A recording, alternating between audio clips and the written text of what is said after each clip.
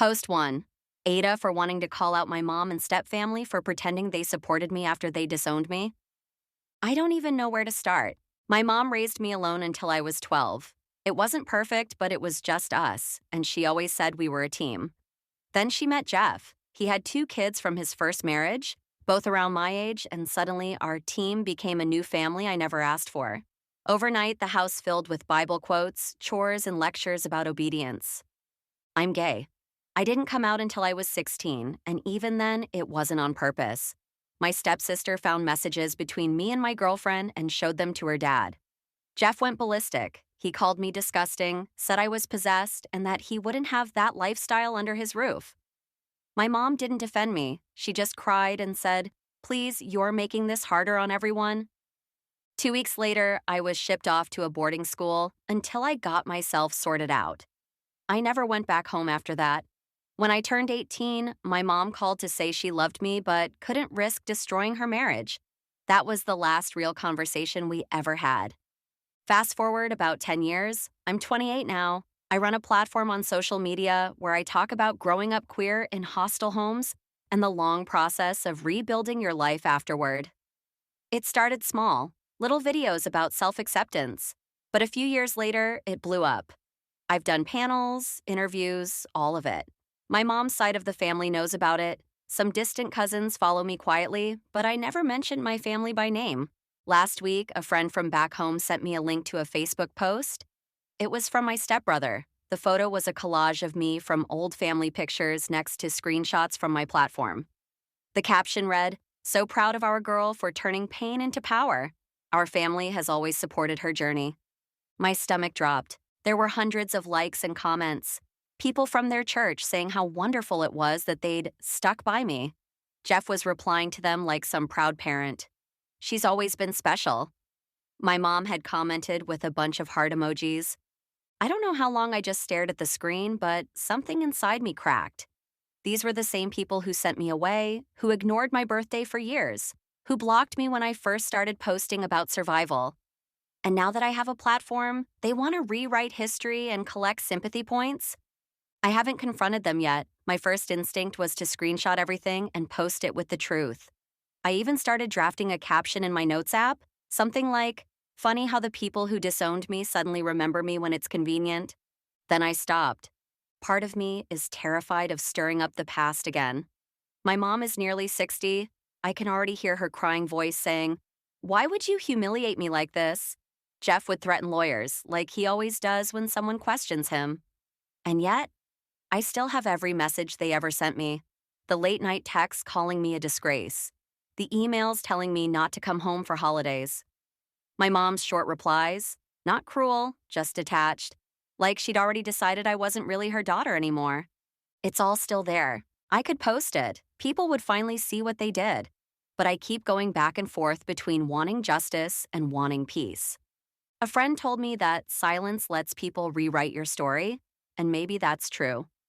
But I've spent years building something positive out of the worst parts of my life. I don't want to turn my page into a family drama. Still, every time I see that post, it feels like being 16 again, like I'm invisible while they take credit for surviving me. So, would I be the jerk if I went public about what really happened? If I shared the truth, the receipts, all of it? Would that make me petty or just finally honest? Top comment 1. You wouldn't be the jerk. They wrote the lie first. You'd just be correcting the record. Top comment 2. I get wanting to protect your peace, but silence looks like agreement. If you can tell your truth calmly, maybe it's time. Update 1. I posted the truth. Hi everyone. When I wrote my last post, I honestly didn't expect so many people to respond. I thought maybe a handful would tell me to move on. But reading the comments made me realize I wasn't crazy for being hurt. And maybe that's why, after sitting on it for a few days, I decided to act. I posted the truth. Not a rant, not insults, just screenshots. I put them side by side with the Facebook post my stepbrother made.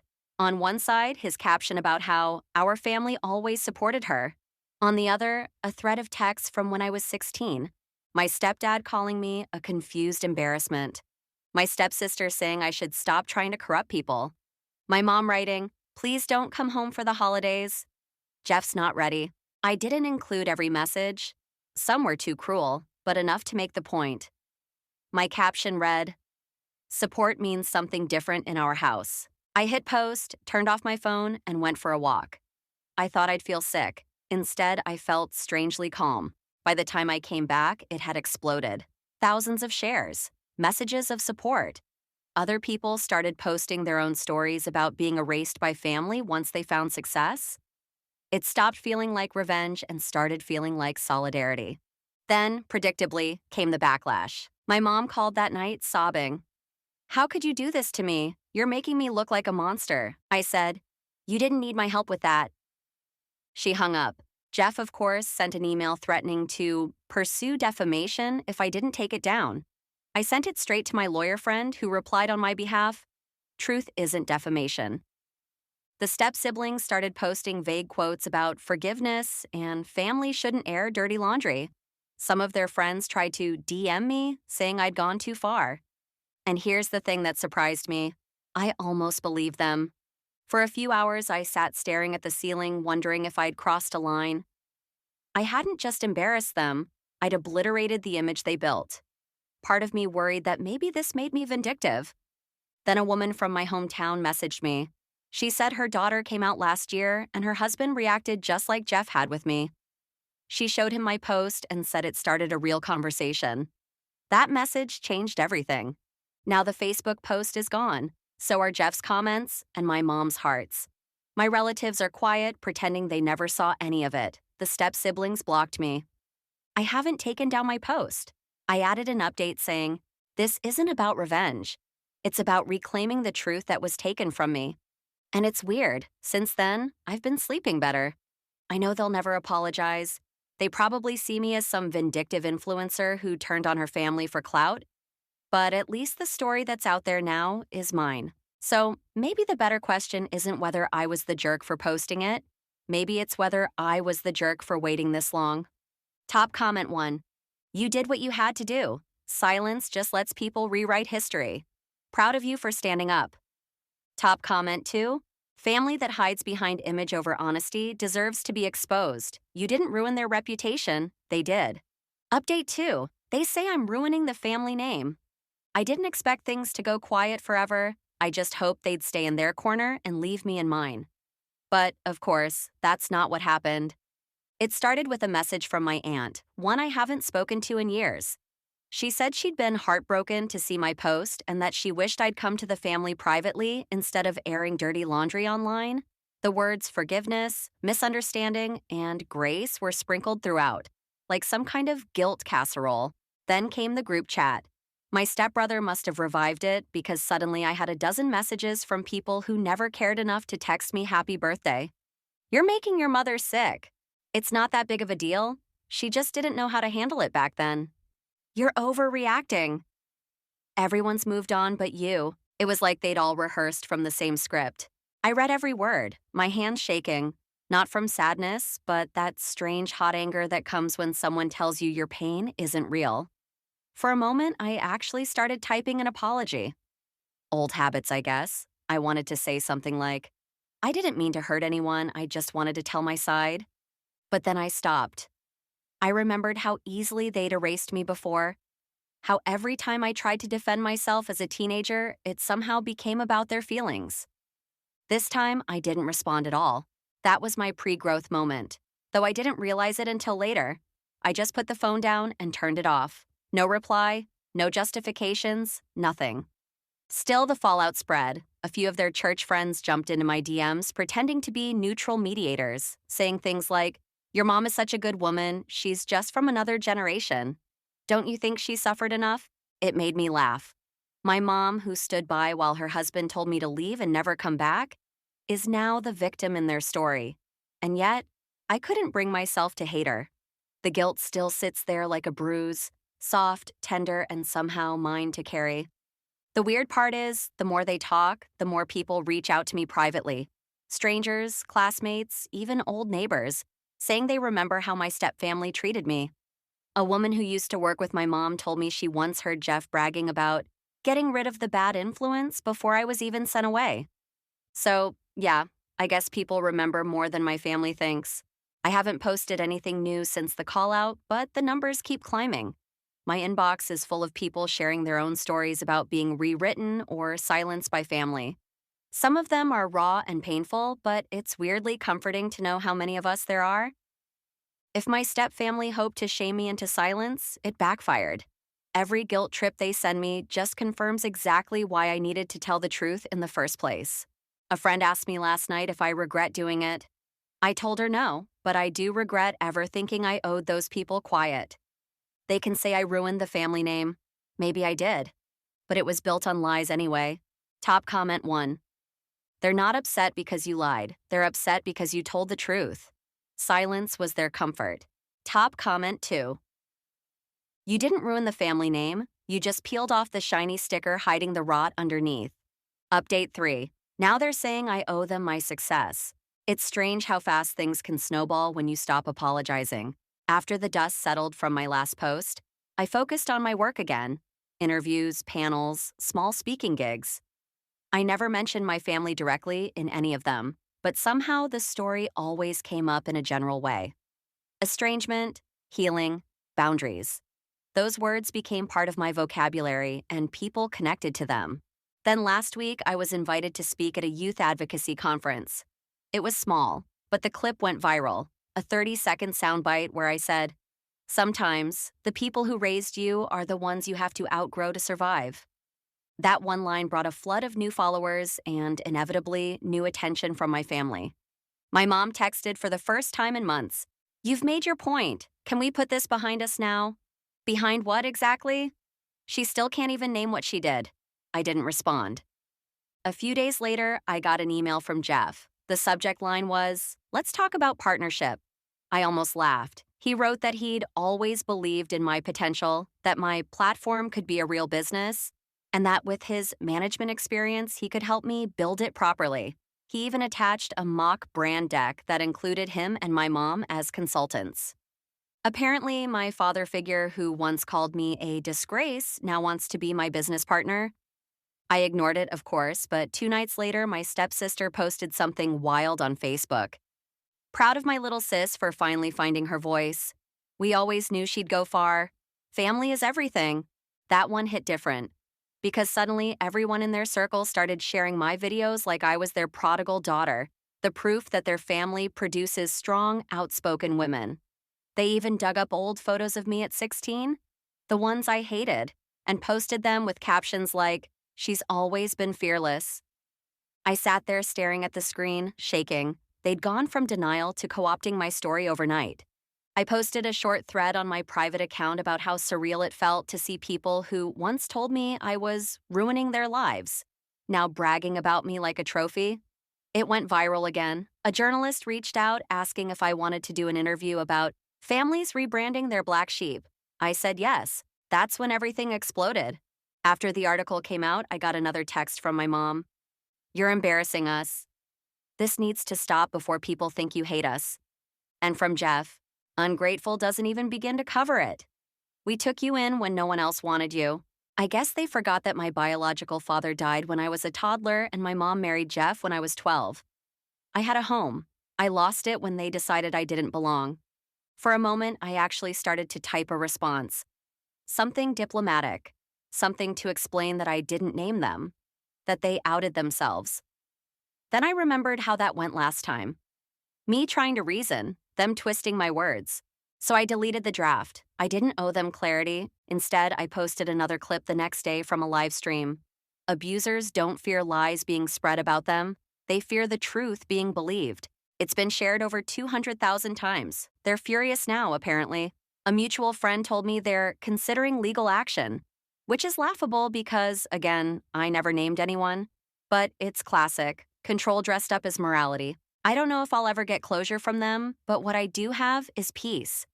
A quiet, steady kind of peace that comes from knowing the worst thing they could do to me already happened. Everything else is just noise. Top comment 1. They can't rewrite you anymore, so they're trying to rebrand you. Keep the receipts and keep shining. Top comment 2. This is what happens when people realize they can't control you. They try to join you. Don't let them. Update 4. You owe us an apology. I knew something was coming. I just didn't expect it to happen in public. It was at a local event, a charity fundraiser for an LGBTQ youth shelter I'd agreed to speak at. It wasn't huge, but enough cameras, enough people. I'd barely finished my speech when I heard my name shouted from across the lobby.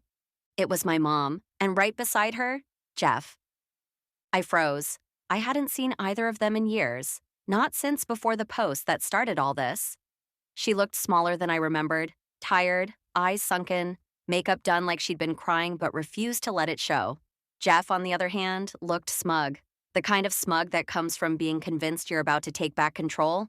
They waited until I stepped off the stage before approaching. I could feel people watching, my colleagues, the organizers, a few fans with phones half raised. "Why are you doing this to us?" my mom said. Her voice cracked halfway through the sentence, loud enough for everyone nearby to hear. "You've said enough. You've humiliated this family for long enough."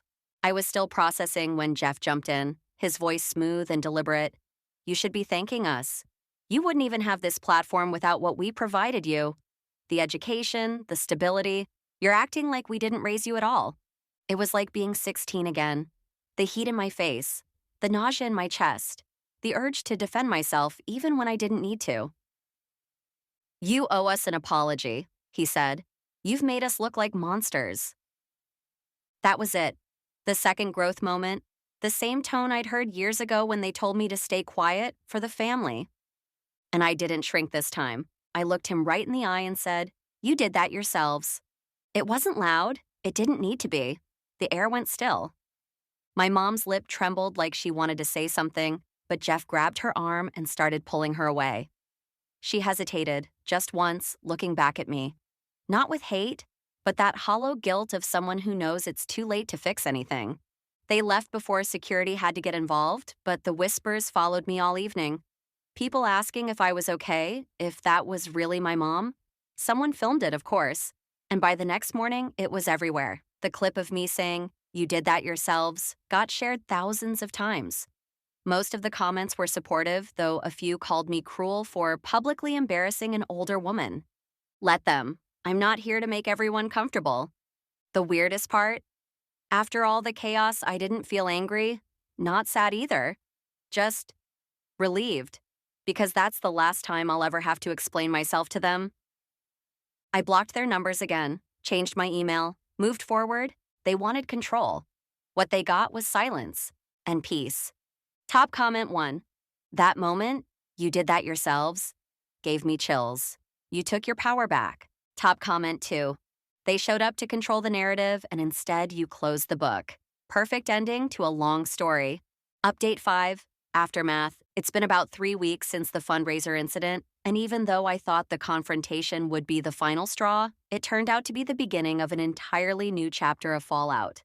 I didn't expect them to double down after everything that happened. I thought maybe, naively, that being exposed in public would force them to retreat quietly. Instead, they did what they've always done: rewrite the story. The first sign came through my lawyer. I got an email that started with, "For immediate reconciliation discussions." It was from their lawyer, or more specifically, from a lawyer claiming to represent a concerned mother who wishes to protect her reputation and restore family harmony. The letter was full of flowery nonsense. Phrases like mutual misunderstanding, private matter gone too public, and the one that made my stomach turn: victim of cancel culture. Apparently, my mother now believed she'd been unfairly maligned by selective public narratives. Translation: she was upset that people believed me. My attorney asked if I wanted to respond. I told her no. There's no reasoning with people who think accountability is abuse. She sent back a single sentence on my behalf: "No contact is desired at this time." 2 days later, my mom texted me directly. "I didn't deserve this. You're twisting everything that happened. You've destroyed our family." She still didn't say what she did, just that I'd hurt her by not protecting her image. It's wild how predictable abusers can be. When control fails, they pivot to pity. When pity doesn't work, they try rage. I didn't reply. I couldn't. If I said anything, she'd see it as an opening. Jeff, of course, took a different route. He made a Facebook post about how families should always stay private, and some people weaponize trauma for attention. He didn't tag me, but he didn't need to. His friends flooded the comments talking about how kids today are ungrateful and don't respect their elders. A few relatives jumped in to defend him, including a cousin who wrote, "Whatever happened, it should have stayed in the family."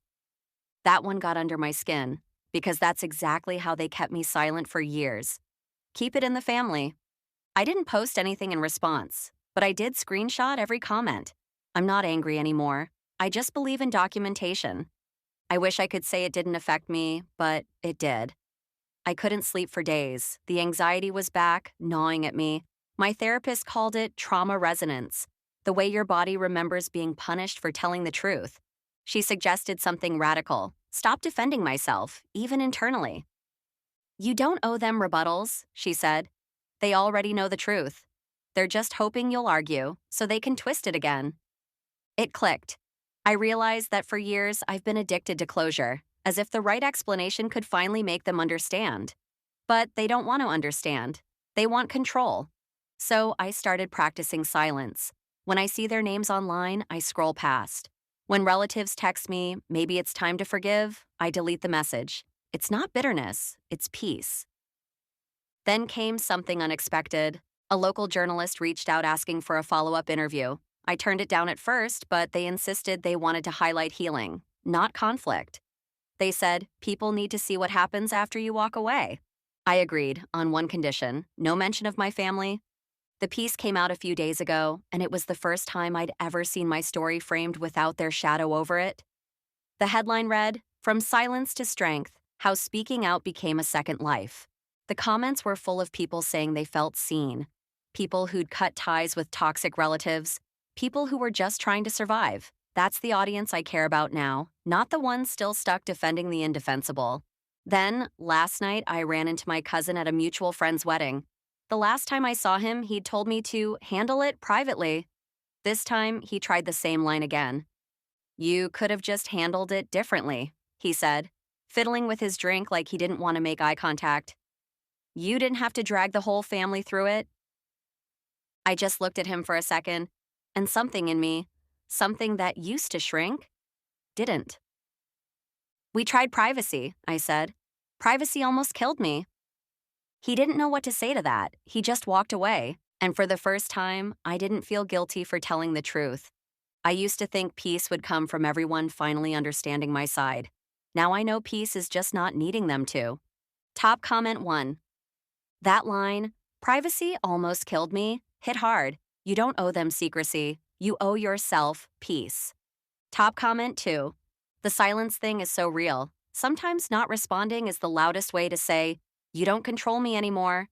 Final update, 1 year later. It's been almost exactly a year since the night of that fundraiser, since the confrontation that went viral and changed everything.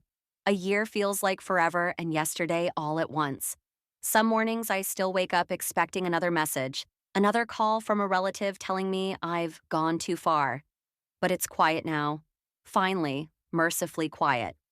After that last wave of chaos, everything started to settle in layers. First came the legal side.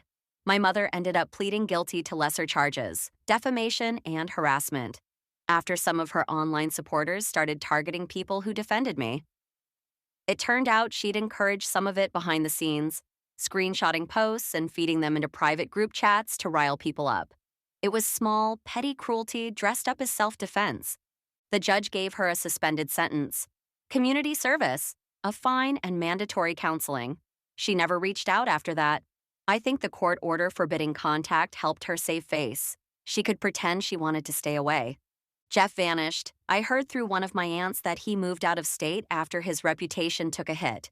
Apparently, the small business he ran with a friend folded after they found out about the harassment charge tied to his name. I can't say I feel bad. Actions have consequences, even for people who've spent their lives dodging them. I didn't celebrate. There's no joy in watching people collapse under the weight of their own lies. Just relief that it's finally over. Relief and, if I'm being honest, a strange kind of grief. Not for them exactly, but for what I kept hoping they'd be. For months after, I threw myself into work.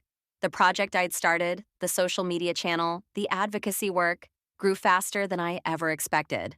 My story had gone everywhere: interviews, podcasts, panels. Every week, I'd get another email from someone who'd seen that clip of me saying, "You did that yourselves." People told me it gave them courage to speak out. One woman said she played it for her therapist before cutting off her own parents. It's a weird thing to be someone's symbol of survival. Sometimes it makes me proud. Sometimes it feels heavy. I've learned to hold both. The biggest shift, though, is internal. A year ago, I still thought healing would feel like vindication, like the world finally agreeing I was right. But healing didn't come from being right. It came from stopping the argument altogether. My therapist once said, "Forgiveness isn't a door you open for them, it's a window you open for yourself." At the time, I didn't get it. Now I do. Forgiveness doesn't mean pretending nothing happened. It means refusing to keep carrying what they did. I forgave them quietly, not for their sake, but for mine. I don't talk about them anymore. I don't mention their names in interviews, and if journalists try to push, I steer the conversation back to what matters: community, chosen family, advocacy. Because that's the part of my life that's beautiful now. The people I've surrounded myself with, friends who check in, who bring soup when I'm sick, who sit with me through silence without asking me to perform gratitude for surviving. We celebrate holidays together. Last Christmas, we decorated my apartment with rainbow lights and tinsel. One of my friends joked that we were found family rich. It's true. I've never had less blood family and more love. I also started therapy again, not crisis therapy this time, but maintenance. The kind where you talk about what comes next instead of what came before. It's weirdly harder. Trauma gives you a script. Here's the story, here's the villain, here's your pain. Healing asks you to write something new. And I am. I signed a book deal 6 months ago. It's not a memoir exactly. It's part essays, part narrative about reclaiming your story when the people who raised you try to erase it. The title's still tentative, but I keep circling one idea. Silence isn't love, because that's the lesson it took me 20 years to learn.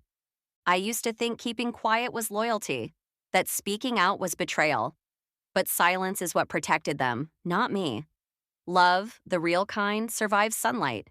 The fake kind wilts under it. Every now and then, people ask if I think my mother sees how far I've come. I don't know. Maybe she does. Maybe she scrolls through articles and interviews, trying to find a version of me she can still control. But the truth is, she doesn't exist in my life anymore. Not as a mother, not as an enemy. Just a person who made her choices and faced her consequences. I live in a small apartment downtown now, the kind with too many plants and not enough storage space. I wake up early, write, go for walks, meet friends for coffee. Sometimes I get recognized, and sometimes people just smile without saying anything. I've learned to accept both, the spotlight and the quiet. This morning, I went through some old files looking for a photo for the book cover. I found a picture of me at 16, right before they sent me away. I looked so small, trying so hard to disappear into myself. I stared at that photo for a long time before finally whispering, "We made it." And that's what this whole year has been, proving to that version of me that we survived, that we kept going, that even when everything fell apart, there was still a future waiting. I used to think forgiveness was letting them back in. Now I know forgiveness is letting myself out. Top comment 1. This was one of the most powerful arcs I've read here. You didn't just survive. You built something beautiful out of what they tried to destroy. Top comment 2. Love survives sunlight. That line will stay with me. I'm so glad you found peace on your own terms.